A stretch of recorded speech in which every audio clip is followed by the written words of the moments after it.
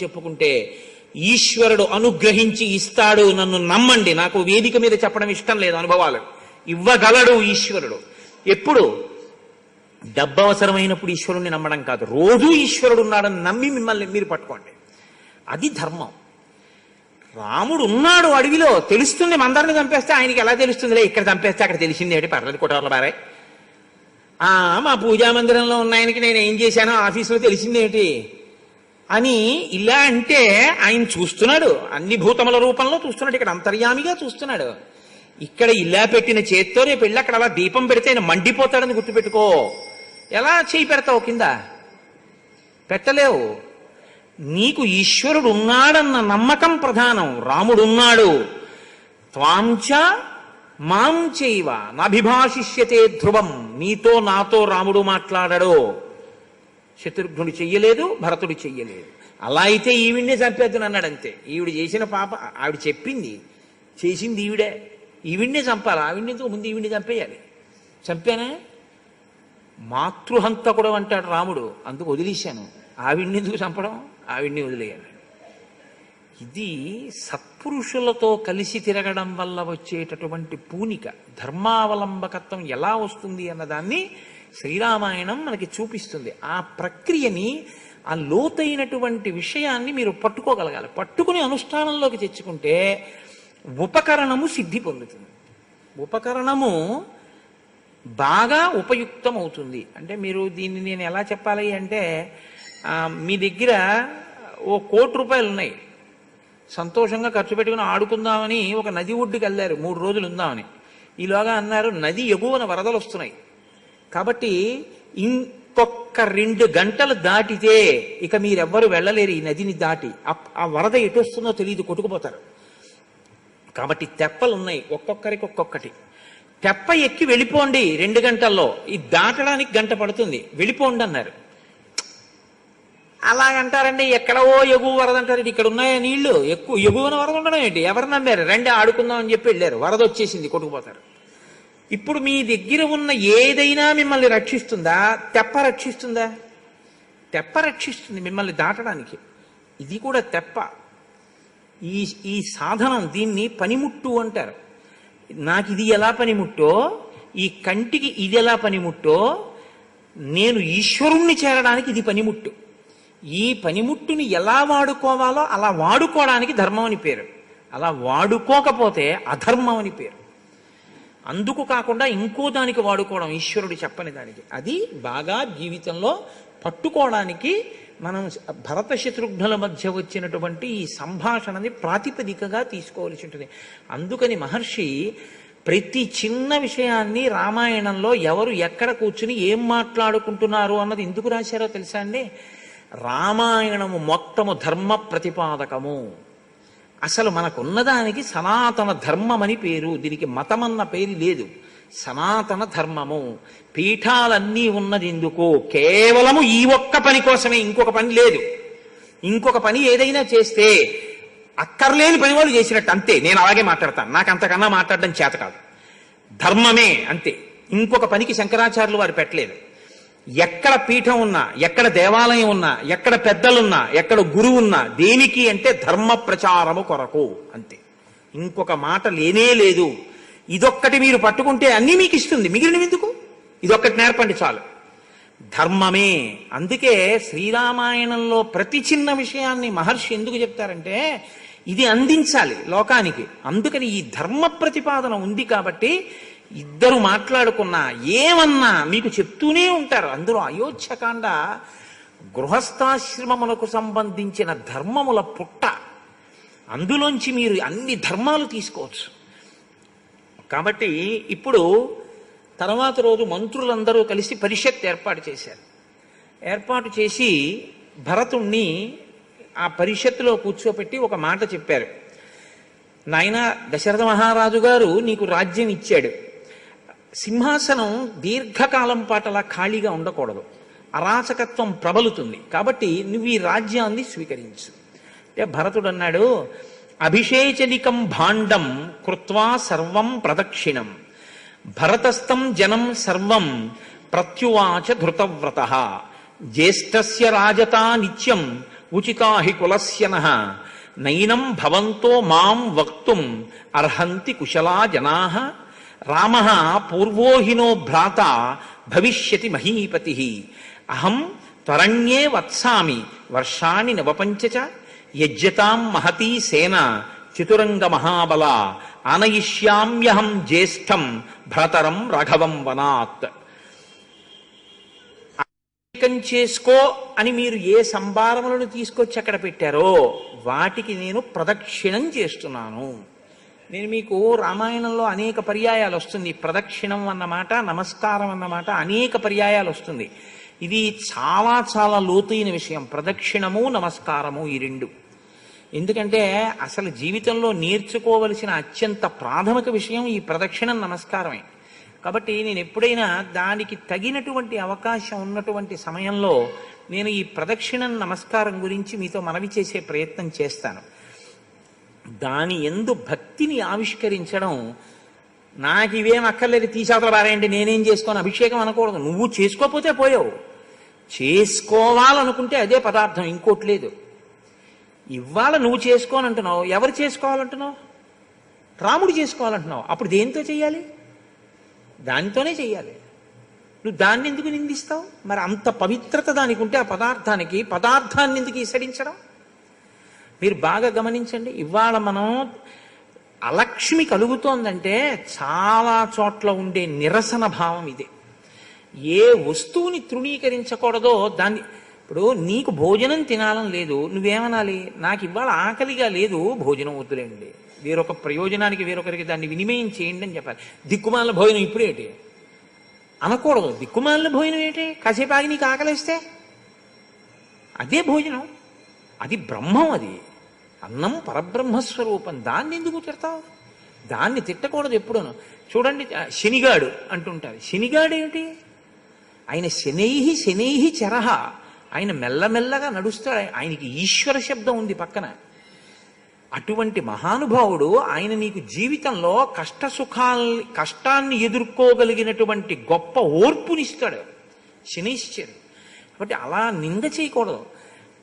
శనిగాళ్లే వచ్చాడండి, దిక్కుమాలని అవతలబారే అంటాం, భోజనం పళ్ళాన్ని విసరడం, ఆ పువ్వులు మొదలైనటువంటివి కనపడితే తీసి పక్కన పెట్టకుండా తొక్కడం, ఇవి పదార్థం పట్ల ఎలా ప్రవర్తించాలో అలా ప్రవర్తించకపోవడం.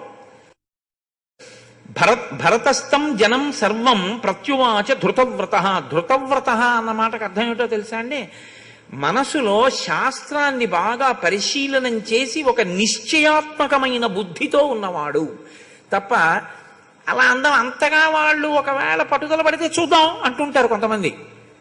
అంతగా పట్టుదల పడితే ఏం చేస్తామండి? కాదు, నీ మాట మీద నువ్వు, శాస్త్రవాక్కు మీద నువ్వు నిలబడి 10 మందిని నడిపించగలగాలి. అంతేగాని ఏం చేస్తానండి నలుగురు అలా అంటే ఇంకా ఏం అనలేకపోయానండి అని కొన్ని అక్కర్లేని నీతి సూత్ర 10 మాట పాటి అయి ధరదిల్లు ఒక్కడాడు మాట ఎక్కదిందు ఇలాంటివన్నీ తీసుకొచ్చి ధర్మానికి తీసుకొచ్చి పెట్టేసి సర్వనాశనం చేసేయకూడదు. కాబట్టి అయ్యో ఎన్నికలకి వాటికి పనికొస్తుందేమో. 10 మాట పాటి అయి ధరదిల్లు ఒక్కడాడు మాట ఎక్కదిందు అన్నది. అందుకని ధర్మానికి అలాంటివి ఏం పనికిరావు. ధర్మానికి ఏవాడో తెలుసున్నవాడో వాడు ఒక్కడు చెప్పిందే ధర్మం, తెలుసున్నవాడు చెప్పిన 10 మంది చెప్పింది ఏం ధర్మం అవదు. అలా చెప్పమని ఎక్కడ శాస్త్రంలో లేదు కూడా. కాబట్టి జ్యేష్ఠస్య రాజతా నిత్యం ఉచితా హి కులస్యనః నైనం భవంతో మాం వక్తుం అర్హంతి కుశలా జనాః. మీరు బాగా తెలుసున్న వాళ్ళు, అనుభవజ్ఞులు, పెద్దలు, మీరు ఈ మాట చెప్పచ్చా? ఇక్ష్వాకు వంశంలో ఎప్పుడైనా పెద్దవాడికి కాకుండా ఇంకోడు పట్టాభిషేకం చేసుకోవడం ఉందా? లేదుగా. మరి నేను ఇవాళ ఎలా చేసుకుంటానా? ఈ మాట మీరు చెప్పచ్చా? పెద్దలు, మీకు శాస్త్ర పరిజ్ఞానం ఉందిగా, మా వంశాచారం మీకు తెలుసుగా, నన్ను చేసుకోమని మీరు ఎలా అడుగుతున్నారు? మీ అమ్మ వరాలు అడిగింది కదా అంటారేమో. అసలు అలా ఆచారం లేని ఆచారాన్ని అడగడానికి మా అమ్మ ఎవరు? అడిగితే మాత్రం మీ నాన్నగారు ఇచ్చారు కదా అంటారేమో. నేను మా నాన్నగారిని తృణీకరించకూడదు, మా నాన్నగారు ఇవ్వకూడదు. మరి ఇచ్చేశారుగా మా నాన్నగారు, తప్పు దిద్దుదాం, రాముణ్ణి తీసుకొచ్చి ఇచ్చేద్దాం. నాకని కదా అడిగింది మా అమ్మ, నాకొద్దు. కాబట్టి ఏం చేస్తాను? అందరం వెళ్ళి తప్పుకి క్షమాపణ చెప్తాను రాముడికి. రామా నీది, అది నాది ఎప్పుడూ కాదు, కాబట్టి నువ్వు వచ్చేసేయి, నీది నువ్వు పుచ్చేసుకో. నాది అనుకుని కదా రాముడు వెళ్ళిపోయాడు. నాకు ఇచ్చేస్తాను అని మా నాన్నగారు అంటే కదా వెళ్ళిపోయాడు. నాది ఎలా అవుతుంది అన్నయ్య? ఇది ఎప్పుడూ నాది కాదు. ఎప్పుడూ నాది కాంది, ఎప్పుడూ నీదే. ఎలాగట? నైనం భవంతో మాం వక్తుం అర్హంతి కుశలా జనాహ.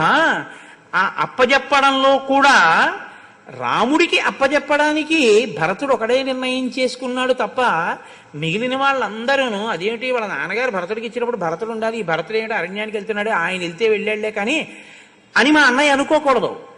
నేను చెప్పింది సత్యము అని మీరు అంగీకరిస్తే, నేను చేస్తున్నది ధర్మము అని మీకు అనిపిస్తే, ఒకరు ఇద్దరు కాదు, మొత్తం అందరం వెళ్ళిపోదాం అడవికి. అందరం వెళ్ళిపోయి బ్రతిమాలదాం, అందరం వెళ్ళిపోయి చెప్దాం ధర్మం, అందరం వెళ్ళి అడుగుదాం. వస్తాడు రాముడు, అప్పుడు రాముడికి పట్టాభిషేకం చేద్దాం. వస్తాడా రాముడు రాడా తర్వాతి మాట. ఇప్పుడేగా నేనన్నా 10 మంది చెప్తే ధర్మం అవుతుందా, తెలుసున్న ఒకటి చెప్తే ధర్మం అవుతుందా అన్నానా లేదా? తెలుసున్న ఒక్కడు రాముడే కాబట్టి రాముడు వచ్చేస్తే ధర్మం ఎలా అవుతుందండి? ఇప్పుడు రాకుండా ఉంటేనే ధర్మం అవుతుంది. కాబట్టి రాకుండా తాను ఉండగలగాలి. ఇంతమంది వచ్చారండి, తప్పలేదు వచ్చేసానంటే రామాయణం రాయరు నేను చెప్పనక్కర్లేదు, మీరు వినక్కర్లేదు. రాలేదు కాబట్టే రామాయణం చెప్పుకుంటున్నాం, మీరు వింటున్నారు. అంటే నిలబడగలగాలి, అంతేగాని ఒత్తిడి చేశారండి నేను లొంగిపోయానండి అన్న మాట ధర్మంలో ఉండదు. అలా లొంగిపోయావంటే నీ బలహీనత, నువ్వు పాడైపోయావని గుర్తు. అంతేగాని నేను లొంగిపోయానండి అంటే నీకేం క్షమార్పణ ఉండదు అందులో. కాబట్టి రామ పూర్వోహినో భ్రాత భవిష్యతి మహీపతి, నాకన్నా ముందు పుట్టాడు కాబట్టి భవిష్యత్తులో ఆయనే రాజు అవుతాడు. అహం తరణ్యే వత్స్యామి వర్షాన్ని నవపంచచ. మరి అరణ్యవాసం ఎవరు చేస్తారు? ఈవిడ అడగకూడని కోరిక అడిగింది కాబట్టి ఈవిడికి బుద్ధి రావాలంటే నేను వెళ్ళిపోతాను 14 ఏళ్ళు అడవికి. కొడుకన్న తర్వాత నేను చేస్తాను అరణ్యవాసం, అన్నయ్య రాజ్యానికి వస్తాడు, ధర్మం. ఇప్పుడు ఈవిడ కాదు, మా వంశంలో ఎవరు ఇలాంటి మాట అడగరు, అడిగితే ఇలా జరిగిందని అని నేను వెళ్ళిపోతాను 14 ఏళ్ళు. యుజ్యతాం మహతీ సేనా చతురంగ మహాబల అనయిష్యామ్యహం జ్యేష్టం భ్రతరం రాఘవం వనాత్. వనము నుండి రాఘవుణ్ణి తీసుకురావడానికి చతురంగ బలాలతో కలిసి మొత్తం ప్రజలందరూ వెళ్ళాలి. కాబట్టి బయలుదేరండి. ఎలా వెళ్ళాలి? వెళ్ళాలంటే ఇంతమంది వెళ్ళాలంటే రథాలు వెళ్ళాలి, గుర్రాలు వెళ్ళాలి, ఏనుగులు వెళ్ళాలి, ఒంటెలు వెళ్ళాలి, పల్లకీలు వెళ్ళాలి, జనం నడవాలి. ఇలా నడవడానికి వీలుగా చెట్లు కొట్టేవాళ్ళు, గోతులు తవ్వేవాళ్ళు, రాళ్లు ఏరేవాళ్ళు, ఎక్కడ కావాలంటే అక్కడ ఉండడానికి విశ్రాంతి భవనాలు ఏర్పాటు చేసేవాళ్ళు, గుర్రాలు ఏనుగులు నీళ్లు తాగడానికి పెద్ద పెద్ద సరోవరాలు ఏర్పాటు చేసేవాళ్ళు, దారికి అడ్డంగా ఎక్కడైనా చెరువులు అవి నీరు నిలబడిపోయి ఉంటే వాటి కట్టలు తెంచేసి అక్కడ సమతలం చేసి వెళ్ళడానికి అనువుగా చెయ్యగలిగినటువంటి వాళ్ళు, మిట్టల్ని నేలల్ని సమానం చెయ్యగలిగినటువంటి వాళ్ళు, శిల్పులు, వడ్రంగులు, యంత్రాల్ని నడపగలిగినటువంటి వాళ్ళు, పెద్ద పెద్ద చెట్లు నరకగలిగినటువంటి వాళ్ళు, ఇలాంటి వాళ్ళందరినీ తీసుకెళ్లి రాముడు ఎక్కడున్నాడో అక్కడ వరకు మన సైన్యం అంతటితో మన నగరంలో ఉన్న జనులందరూ వెళ్ళిపోవడానికి వీలుగా అడివంతా చెక్కేసేయండి, వెళ్ళిపోవాలి. కాబట్టి ఇప్పుడు వాళ్ళందరూ బయలుదేరి వెళ్ళిపోయారు. వెళ్ళిపోయిన తరువాత అధభూమి ప్రదేశాజ్ఞా సూత్రకర్మ విశారదా స్వకర్మాభిరతా శూరా కనకాయంత్రకాస్తథా కర్మాంతికా స్థపతయ పురుషా యంత్రకోవిదా తదా వర్ధకయశ్చైవ మార్గిణో వృక్షతక్షకా కూపకారా సుధాకారా వంశకర్మకృతస్తథా సమర్థయే చ ద్రష్టార పురతస్తే ప్రతస్థిరే. వీళ్ళందరూ వెళ్ళి అరణ్యంలో ఈ సైన్యము ప్రజలు అందరూ నడిచి వెళ్ళడానికి వీలైనటువంటి రీతిలో అక్కడ ఉండేటటువంటి ఆ ఎత్తుపల్లాల్ని సమం చేస్తూ ఆ ప్రదేశాన్నంతటినీ సిద్ధం చేయడానికని బయలుదేరారు. ఇంకా తర్వాత భరతుడు సైన్యము బయలుదేరాలి. ఈలోగా వశిష్ఠ మహర్షి సభని ఏర్పాటు చేసి, నేను తొందరగా ఒక్కసారి భరతుణ్ణి రమ్మంటున్నానని చెప్పండి అని చెప్పాడు. భరతుడు పడుకుని ఉన్నాడు, నిద్రపోతున్నాడు. వందిమాగదులు వెళ్ళి ఆ స్తోత్రం చేసి శంఖాలు పూరించారు, మృదంగధ్వని చేశారు, వీణానాదం చేశారు, పెద్ద స్తోత్రం చేస్తున్నారు. అంటే రాజుని ఏ మర్యాదతో లేపుతారో అలా లేపారు భరతుణ్ణి. అంటే నిద్రలో కూడా నాకిష్టం లేనిదైతే నేను భరించలేను. మీరు బాగా గుర్తుపెట్టుకోండి, నాకు ఇష్టమైంది అనుకోండి అది నాకు ఆమోదయోగ్యం అవుతుంది. నాకు ఇష్టం లేదనుకోండి అది నిద్రలో వినపడినా నాకు ఇష్టం ఉండదు. ఒక ఉదాహరణ చెప్పాలి అంటే, వేదం నాకు ఇష్టం అనుకోండి, నేను నిద్రపోతుంటే ఏదో అలిసిపోయి ఉండగా వేదం వినపడింది అనుకోండి, వేద పఠనం వినపడింది, బా ఎక్కడో ఎంత అద్భుతంగా ఎంత స్వరంతో ఎంత బాగా చదువుతున్నారో అని ఓసారి అలా వినపడేటట్టుగా చెవి పెట్టి వింటాను. నాకే వేద పఠనం అంటే ఇష్టం లేదనుకోండి, గోలంతాను పొద్దున్నే ఆ వేదాలు అవి ఇవి అన్ని పెడతారేంటి, శుభ్రంగా మంచి పాటలు పెట్టండి, మంచి ఛానల్ చూసి అంటాను కదా. మనస్సుని బట్టి ఉంటుంది ప్రీతి అప్రీతి, విషయంలో ఉండదు. నీ మనసు ఎలా ఉంది అన్నదాన్ని బట్టి తెలుస్తుంది. శంఖాలు అవి ఊతే ఎవరూ లేరు కదండి ప్రస్తుతానికి, మరి నేనే కదా రాజు అనుకుంటున్నారు, అందుకని అలా లేపుతారు. అది సహజం అని చెప్పి లేచాడు అనుకోండి. రాసరికం మీద ఎక్కడో ఇష్టం ఉందని గుర్తు, ఆ పదవిలో కూర్చోవడానికి ఇష్టం ఉందని గుర్తు. వశిష్ఠుడు ఏం తక్కువవాడు కాడు, బాగా పరీక్షించి చూస్తున్నాడు. ఇప్పుడు ఆయన అన్నాడు, తత ప్రబుద్ధో భరతం తం ఘోషం సన్నివర్త్య చ నాహం రాజేతి చాప్యుక్త్వా శత్రుఘ్నమిదమబ్రవీత్. నేను రాజుని కాను. ఎవడరా శంఖనాదం చేస్తున్నవాడు, వందిమాగతులు స్తోత్రం చేస్తున్న వాళ్ళు రాజునైతే అలా లేపాలి. నేను రాజునా? నన్నెందుకు లేపుతున్నారు అలాగా? నేను సామాన్యుణ్ణి, రామభృత్యుణ్ణి, కింకరుణ్ణి, నన్ను అలా లేపక్కర్లేదు, నేను మామూలుగా లేస్తాను. అవన్నీ ఆపేసేయండి ముందు అన్నాడు. అంటే అసలు రాజు ఏది చేయించుకుంటాడో అది రాముడు చేయించుకోవాలి తప్ప నేను చేయించుకోవడం ఏంటి? నేను రాజుని కాను. ఆ భావం బాగా పట్టి ఉన్నవాడు తప్ప ఏదో నాలుక మీద మాటగా అంటున్నవాడు కాడు. లోపల లేకుండా నాలుక మీద అంటున్నవాడి వల్ల రెండు ప్రమాదాలు ఉంటాయి ఎప్పుడు తెలుసా అండి. ఒకటి, అలా అంటాడు, అలా అన్నాడు కదా అని మీరు నిజం అనుకుని ఇవ్వడం మానేశారనుకోండి, కక్ష పెట్టుకుంటాడు వాడు. నేనంటే మాత్రం అండి కొంచెం అదేంటి బలివేరే తీసుకోండి అనొద్దండి, నేను అన్నాను వదిలేసాడంటే అంటే ఎలా ఎగ్గొట్టేద్దామా అని చూస్తాడు అనమాట అంటాడు. మీరు ఇచ్చారనుకోండి ఏమంటాడో తెలుసా, వద్దు వద్దన్నా నాకు అంటగట్టాడు చూశారు అని అపకీర్తి వస్తే మీ మీద ఎడతాడు, కీర్తి వస్తే తను అనుభవిస్తాడు. అసలు మనసులో ఉందా లేదా చూడాలి. దాని మనసులో ఉందా లేదా పూనిక అన్నది చాలా అవసరం. దాన్ని ఎంత పరిశీలన చేస్తున్నాడో చూడండి వశిష్ఠుడు. అందుకని కులగురువు అయ్యాడు మహానుభావుడు. ఇది ఆయన కీర్తి ప్రజలకి తెలియాలి, భరతుడు అంటే ఇంత గొప్పవాడని. ఇప్పుడు శత్రుఘ్నుడితో అంటున్నాడు భరతుడు, పశ్య శత్రుఘ్న కైకయ్యా లోకస్యాపకృతం మహత్ విసృజ్యమయి దుఃఖాని రాజా దశరథోగత. చూశావా తమ్ముడా శత్రుఘ్నుడా, ఎంత పని చేసిందో మా అమ్మ. నాకేం అదే పనిగా అమ్మని తిట్టడం ఇష్టం కాదు. మా అమ్మ చేసిన పనికి రాముడు అరణ్యవాసానికి వెళ్ళిపోయాడు, నాన్నగారు దశరథుడు పరలోకగతుడు అయిపోయాడు. నాకు నింద అంటుకుంది, రాచపదవి కోరుకునేవాణ్ణి అని. ఇదిగో వీళ్ళేమో నన్ను అర్థం చేసుకోకుండా ఇలా ప్రవర్తిస్తున్నారు. చూసావా ఎన్ని కష్టాలు వచ్చాయో. అమ్మ అడిగిన వరానికి ఎవరిచ్చారో ఎవరు పుచ్చుకున్నారో వాళ్ళిద్దరూ హాయిగానే ఉన్నారు, నేనే పాడైపోతున్నాను. వద్దన్నది నాకు అంటకట్టింది, భరించలేకపోతున్నాను. నాకెంత కష్టంగా ఉందో చూసావా శత్రుఘ్న, ఆవేదన పడుతున్నాడు. ఇది భరతుని యొక్క గొప్పతనం రామాయణంలో. నిజంగా పూనిక ఉన్నవాడు ఎలా ఉంటాడు అన్నది మీరు చూడాలి. మాకు కృష్ణావధానులు గారని హరిప్రసాద్ గారికి బాగా తెలుసు, ఒక మహానుభావుడు ఉన్నారు కాకినాడలో, కాకినాడ పక్కన. ఆయనకి శిష్యులందరూ కలిసి ఏదో పెద్ద సత్కారం చేద్దాం అనుకున్నారు ఒక ప్రత్యేకమైన సందర్భంలో. ఆయన వాళ్ళు ఇది చేస్తున్నాం అది చేస్తున్నాం అని చెప్పినంతసేపు విన్నారు. ఖచ్చితంగా ఆయన పుట్టినరోజు రావడానికి ముందు ఒక వారం రోజుల ముందు చెప్పా చేయకుండా అమాంతం భార్యను తీసుకుని కాశీ వెళ్ళిపోయారు. ఏరి గురువు గారు అన్నారు, కాశీ వెళ్ళిపోయారు అన్నారు. అంతే. ఇక్కడ ఉంటే ఆచరణలో నిజంగా ఉంటుంది, ఇక్కడ లేనిది కృతకంగా ఉంటుంది. ఇది కీర్తికారకం, ఇది ప్రకాశింపచేస్తున్నాడు వశిష్ఠుడు. ఆయన అన్నాడు, సరాజభృత్యం శత్రుఘ్నం భరతంచ యశస్వినం యుధాజితం సుమంత్రంచ ఏ చ తత్ర హితాజనాః. నేను ఇక్కడ సభలో కూర్చున్నాను, అందరూ కూర్చుని ఉన్నారు. ఓ భృత్యులారా, మీరు వెళ్ళి భరతుణ్ణి తీసుకురండి. తీసుకొచ్చేటప్పుడు ఎలా తీసుకొస్తారో తెలుసా?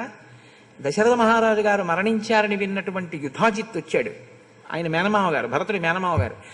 భరతుడి మేనమామ అయిన యుధాజిత్తుతో కలిపి సభలోకి తీసుకురండి. ఎందుకన్నాడో తెలుసా అండి ఈ మాట? పిల్లాడు తొందరపడుతున్నాడు, రాముడి దగ్గరికి వెళ్ళి తీసుకొస్తానని. యుధాజిత్తుకి ఇష్టం లేదనుకోండి, దశరథుడు మరణించక ముందే వరం ఇచ్చాడు భరతుడికి రాజ్యం ఇస్తానని. ఇప్పుడు ఈ వెర్రేడు రాముడి దగ్గరికి వెళ్తున్నాడని తీరా అన్ని ఏర్పాట్లు చేసి వశిష్ఠుడి వంటి బ్రహ్మర్షులు కూడా బయలుదేరిన తర్వాత యుధాజిత్తు పిలిచి నువ్వు అలా చేయడానికి వీల్లేదు, రాముడు వస్తే చతురంగ బలాలతో నేను నీ అండను నిలబడతానని చెప్పి కైకకి మళ్ళీ దుర్బోధ చేసి రెండు పక్షాలు చేశారనుకోండి, ఇప్పుడు వశిష్ఠాదుల ముఖం ఏమవుతుంది? బయలుదేరినందుకు. పెద్దలైన వారు ఒకసారి బయలుదేరుతున్నారు అంటే ఆ పరిశీలనం చేస్తారు. పైగా భరతంచ యశస్వినం, భరతుడు కీర్తివంతుడు. కీర్తికి కారణం ధర్మాన్ని పట్టుకోవడం. ఆయన ఎంత ధర్మాన్ని పట్టుకుంటాడో చూపించాలి. యుధాజిత్తుకి అర్థం కావాలి, నా మేనల్లుడు అలా కోరుకునేవాడు కాడు. నిజానికి యుధాజిత్తు కూడా పాపం ఒక్క మాట అనలేదు మా మేనల్లుడికి రాజ్యం ఇమ్మని. ఆయన కూడా రాముడికి ఇవ్వడాన్ని అంగీకరించాడు. కాబట్టి వాళ్ళ యొక్క గొప్పతనాన్ని ప్రకాశింపజేయాలి వశిష్ఠుడు ఇప్పుడు. కాబట్టి వాళ్ళని పిలిచారు. పిలిచిన తరువాత వచ్చాడు. వచ్చిన తరువాత కూర్చోపెట్టారు. కూర్చోపెట్టి వశిష్ఠుడు అన్నాడు, పిత్రా భ్రాత్రాచతే దత్తం రాజ్యం నిహతకంటకం తన్ముంచ్య ముదితామాత్య క్షిప్రమేవాభిషేచయ. నాయన, తండ్రి రాజ్యం ఇచ్చాడు, అన్న వెళ్ళిపోయాడు. కాబట్టి ఇప్పుడు అకంటకం రాజ్యం, నువ్వేం ప్రయత్నాలు చేయక్కర్లేదు, తను వచ్చేసింది నీకు. ఇంక చెయ్యవలసింది ఒక్కటే, ఒకసారి నిన్ను కూర్చోపెట్టి అభిషేకం చేసేస్తే పట్టాభిషేకం అయిపోతుంది. నువ్వు రాజ్యం కోసం ఏమీ చూసుకోక్కర్లేదు. ముందు పుట్టాలి, పుట్టకపోయినా వచ్చేసింది, ఎందుకంటే ముందు పుట్టినవాడు వెళ్ళిపోయాడు. తండ్రి ఉంటే రాదు, యవరాజ్యమే వచ్చి ఉండేది. ఇప్పుడు నీకు పట్టాభిషేకమే జరిగిపోతుంది, తండ్రి వెళ్ళిపోయాడు, తప్పదు నీకు చేసేయాలి. కాబట్టి నువ్వు కూర్చో, అభిషేకం చేయిస్తా అన్నాడు. భరతుడు అన్నాడు, కన్నుల నీరు కారుస్తూ ఏడుస్తూ నిలబడి నమస్కారం చేస్తూ, కథం దశరథాజ్ఞాతో భవేద్రాజాపహారక రాజ్యం చాహంచ రామస్య ధర్మం వక్తుమిహార్హసి జ్యేష్ఠ శ్రేష్ఠచ్చ ధర్మాత్మ దిలీప నహుషోపమ లబ్ధుమర్హతి కాకుత్సో రాజ్యం దశరథో యథా అనార్యజుష్టమ స్వర్గం కుర్యాం పాపమహం యది ఇక్ష్వాకూణామహం లోకే భవేయం కులపాంసనః యద్ది సూత్రాకృతం పాపం యద్ది మాత్రాకృతం పాపం నాహం తదపి రోచయే ఇహస్థోవన దుర్గస్థం నమస్యామి కృతాంజలి. నేను నమస్కారం చేసి మీతో చెప్తున్నాను, వశిష్ఠ మహర్షి, ఈ రాజ్యాన్ని అపహరించగలిగినంత శక్తి ఉన్నవాడెవడు అన్నాడు.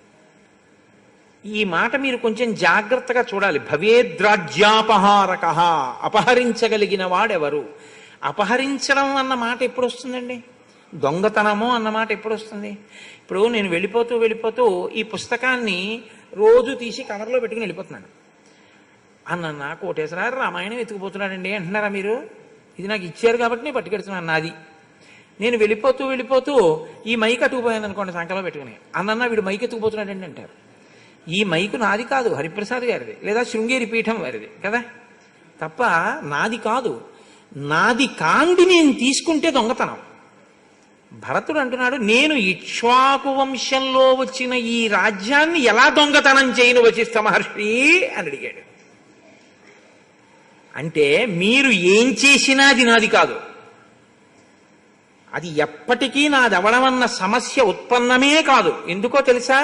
ముందు పుట్టిన వాడికి వెళ్ళిపోయింది. అది వెళ్ళిపోయిన దాన్ని నాకిస్తే దొంగతనం అవుతుంది తప్ప అదేమి నాదయ్యే అవకాశం ఏం లేదు ఇంకా. కాబట్టి దొంగతనం ఎలా చేయమంటారు అని అడిగాడు కులగురువుని. ఏ గురువు గారు అయితే మాత్రం అబ్బాయి అది దొంగతనంలోకి రాలేవో బుచ్చేసుకో అంటారేంటి? ఇది భరతుడంటే.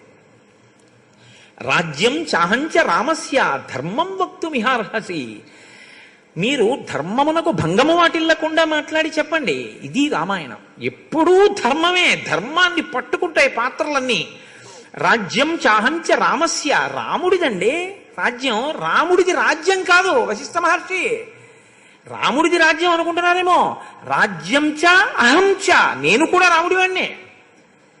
రాజ్యం రాముడిది, నేను వేరు కాదు. రాముడు రాజ్యము నేను ఇద్దరం రాముడికి చెందిన వారం. ఒకటానికి చైతన్యం లేదు, నాకు చైతన్యం ఉంది, అంతే తేడా తప్ప నాది అని నేనెలా అనగలను? మీకు ఒక ఉదాహరణ చెప్పాలంటే, ఇప్పుడు నేను ఈ జేబులో 10 రూపాయలు పెట్టుకున్నానండి. పెట్టుకుని ఈ లాల్చీ వేసుకుని ఏదో గుళ్ళోకి వచ్చాను, ఇంటికి వెళ్ళిపోతాను. వెళ్ళిపోయిన తర్వాత నాలోకి వచ్చింది కాబట్టి ఈ 10 రూపాయలు నావి అందనుకోండి. లాల్చీ ఇంతకన్నా అన్యాయం ఉంటుందా? నేనేమనుకున్నానంటే ఈ లాల్చీ కూడా నాది అనుకుని లాల్చీ జేబులో పెట్టాను. ఇప్పుడు లాల్చీ నాదంటే లాల్చీ ఏ భావనతో ఉంటుంది? నా జేబులో ఉన్న 10 రూపాయలు నేను కూడా కోటేశ్వరరావే అంటుంది కదా. అందుకని దాని జేబులో పెట్టాను, అంతేగాని అది పట్టు వెళ్ళిపోతుందనే. నాదంటుందంటే జేబుల్లో ఎవరు పెట్టుకోరు ఇంకా కదా. అలా నేను రాజ్యము రెండు రాముడివి. ఇంకా లాల్చీ 10 రూపాయలు నావంటే ఎలా ఉంటుందో నాది రాజ్యం అంటే అలా ఉంటుంది వశిష్ఠ. ఎలా మీరు ఎలా అంటారు, నేను ఎలా పుచ్చుకుంటాను? అసలు నాకంటూ వేరే పుచ్చుకోవడానికి అవకాశం లేదు. నేను రాముడి వాణ్ణి కాబట్టి నాకు రాజ్యం ఇవ్వడం ఏమిటి? ఇంకా అది కుదిరే మాట కాదన్నాడు అంతే. ఎంత పెద్ద మాట అండి నిజంగా. ఇది భక్తి అన్న మాటకి పరాకాష్ట. ఎన్ని ఉండనివ్వండి, మిమ్మల్ని ఏం పాడు చెయ్యవు. ఐశ్వర్యం ఎప్పుడూ పాడు చేయదు, మీరు గుర్తుపెట్టుకోండి. ఐశ్వర్యము మిమ్మల్ని పాడు చెయ్యదు. ఎప్పుడు పాడు చేయదో తెలుసా?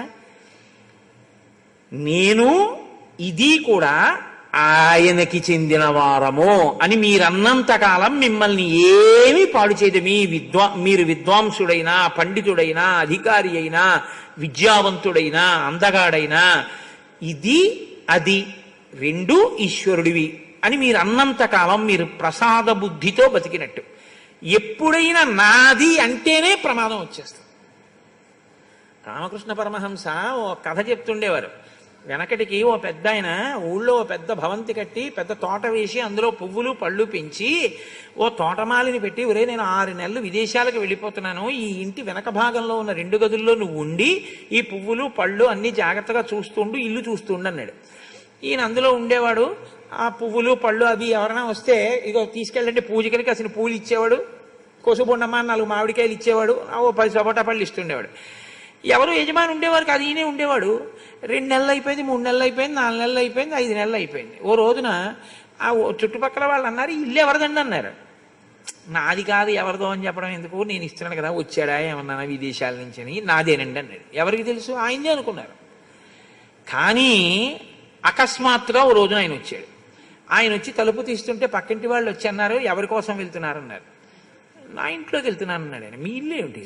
ఇంటి ఆయన లోపల ఉన్నాడు, అలా అనకూడదు తప్పు అన్నారు. ఆయన వెంటనే లోపలికి వెళ్ళి ఏం చేశాడంటే వాడి పెట్టి బెడ్డింగ్ అవతల పారేశాడు. నువ్వు అలా చెప్పకపోతే వాళ్ళు ఎందుకన్నారు, నీదే ఇల్లు పోతలకన్నాడు. ఇప్పుడు తెలిసిపోయింది యథార్థ పరిస్థితి. ఎప్పుడు బయటికి పోయాడు? నాదంటే పోయాడు.